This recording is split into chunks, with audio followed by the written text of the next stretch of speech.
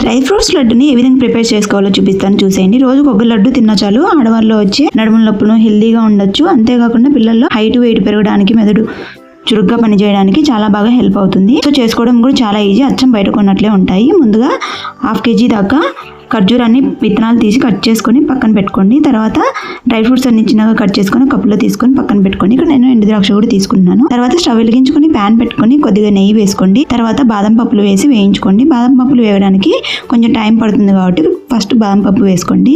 So ఒక 2-3 నిమిషాలు వేగిన తర్వాత జీడిపప్పు కూడా వేసుకొని ఇవి కూడా మంచిగా క్రిస్పీగా వేగే వరకు వేయించుకోండి. వేగిపోయేసరికి మంచి సువాసన వస్తాయి. తర్వాత వేగిపోయిన తర్వాత ఒక ప్లేట్లోకి తీసుకొని పక్కన పెట్టుకోండి. అదే ప్యాన్లో నేను ఇక్కడ 1/2 కప్పు దాకా నువ్వులు వేసుకుంటున్నాను. నువ్వుల్లో పాలకూరలో కంటే కాల్షియం ఎక్కువగా ఉంటుంది. ఈ చలికాలంలో మన శరీరాన్ని ఎక్కువ వేడిగా ఉంచడానికి కూడా చాలా బాగా హెల్ప్ చేస్తుంది.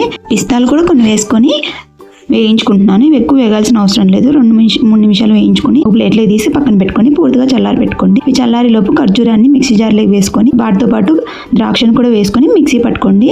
సో మధ్యలో ఆపుకుంటూ ఈ విధంగా ముద్దలాగా అవుతుంది. ఈ విధంగా మిక్సీ పట్టుకొని ప్యాన్లోకి వేసుకోండి.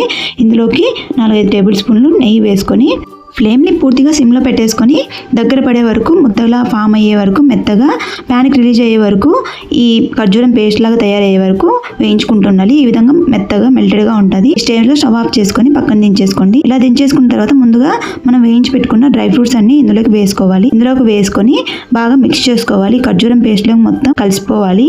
సో ఇది వేడిగా ఉన్నప్పుడే చేసుకుంటే అంతా బాగా కలిసిపోతుంది.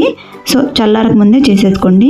సో మనం పట్టుగా కలిగేంత వేడిగా ఉన్నప్పుడు లడ్డూలాగా ప్రిపేర్ చేసుకుంటే సరిపోతుంది. 1 మంత్ పాడైనా స్టోర్ చేసుకోవచ్చు. రోజుకు ఒక లడ్డు తిన్నా చాలు మన శరీరానికి కావాల్సిన విటమిన్స్, మినరల్స్ అన్ని బాగా అందుతాయి. అంతేకాకుండా మన స్కిన్ బ్రైట్ అవుతుంది. హెల్దీగా కూడా ఉండొచ్చు.